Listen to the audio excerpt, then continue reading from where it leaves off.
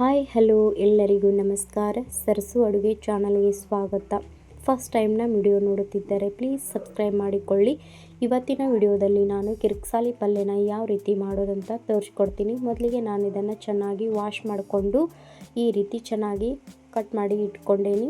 ನಾನು ಈಗ ಸ್ಟೋವ್ ಮೇಲೆ ಒಂದು ಪಾತ್ರೆನ ಬಿಸಿಗಿಟ್ಟಿದ್ದೆ. ಅದು ಬಿಸಿ ಆದ ನಂತರ ಇದಕ್ಕೆ 2 ರಿಂದ 3 ಟೇಬಲ್ ಸ್ಪೂನ್ ಆಗೋಷ್ಟು ಎಣ್ಣೆಯನ್ನು ಹಾಕಿಕೊಂಡು ಅದಕ್ಕೆ ನಾನು 2 ಹಸಿಮೆಣಸಿನಕಾಯಿನ ಈ ರೀತಿ ಉದ್ದುದಾಗಿ ಕಟ್ ಮಾಡಿಕೊಂಡು ಹಾಕ್ಕೊಂಡೇನಿ.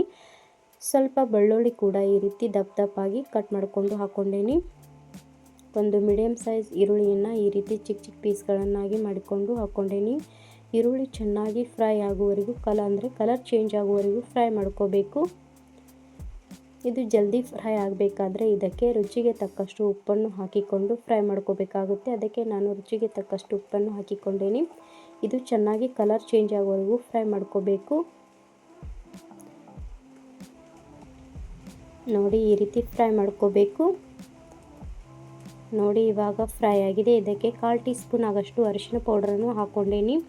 ಇದನ್ನು ಚೆನ್ನಾಗಿ ಮಿಕ್ಸ್ ಮಾಡ್ಕೋಬೇಕು.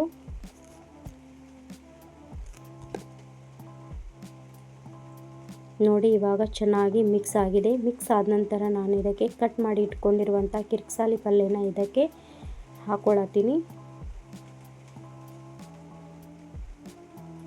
ಈ ರೀತಿ ಹಾಕಿದ ನಂತರ ಚೆನ್ನಾಗಿ ಮಿಕ್ಸ್ ಮಾಡ್ಕೋಬೇಕು. ನೋಡಿ ಈ ರೀತಿ ಸೌಟಿಂದ ಚೆನ್ನಾಗಿ ಮಿಕ್ಸ್ ಮಾಡ್ಕೋಬೇಕು. ಇದು ಕರಗಿ ಸ್ವಲ್ಪನೇ ಆಗುತ್ತೆ, ಅದಕ್ಕೆ ಜಾಸ್ತಿನೇ ಪಲ್ಯನ ಹಾಕ್ಕೋಬೇಕು. ನೋಡಿ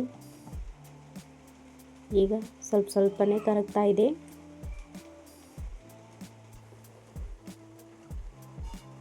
ಇದಕ್ಕೆ ನಾವು ಸ್ವಲ್ಪ ನೀರನ್ನು ಹಾಕಿಕೊಳ್ಬೇಕು. ನೋಡಿ ನಾನಿಲ್ಲಿ 1/4 ಗ್ಲಾಸ್ ಆಗೋಷ್ಟು ನೀರನ್ನು ಹಾಕಿಕೊಂಡೇನಿ. ಇದು ಸ್ವಲ್ಪ ಬೇಯುತ್ತೆ, ಅದಕ್ಕಾಗಿ ಸ್ವಲ್ಪ ನೀರನ್ನು ಹಾಕಿಕೊಳ್ಬೇಕು. ಅದಕ್ಕೆ ಒಂದು ಪಾತ್ರೆನ ಮುಚ್ಚಿಡಬೇಕು. ನೋಡಿ ಇವಾಗ ಚೆನ್ನಾಗಿ ಬೆಂದಿದೆ. ನೋಡಿ ಎಷ್ಟು ಚೆನ್ನಾಗಿ ಬಂದಿದೆ ಪಲ್ಯ. ಪೂರ್ತಿಯಾಗಿ ಕರಗಿ ಸ್ವಲ್ಪನೇ ಆಗಿದೆ, ಅದಕ್ಕಾಗಿ ನೋಡಿ ಎಷ್ಟು ಚೆನ್ನಾಗಿ ಬೆಂದಿದೆ. ಇದನ್ನು ರೊಟ್ಟಿ ಜೊತೆ ಆದರೂ ಚಪಾತಿ ಜೊತೆ ಆದರೂ ತಿನ್ಬೋದು, ತುಂಬ ಚೆನ್ನಾಗಿರುತ್ತೆ. ಈ ವಿಡಿಯೋ ಇಷ್ಟವಾದಲ್ಲಿ ಪ್ಲೀಸ್ ಲೈಕ್ ಮಾಡಿ, ಶೇರ್ ಮಾಡಿ, ಕಮೆಂಟ್ ಮಾಡಿ, ಪ್ಲೀಸ್ ಸಬ್ಸ್ಕ್ರೈಬ್ ಮಾಡಿಕೊಳ್ಳಿ. Thank you.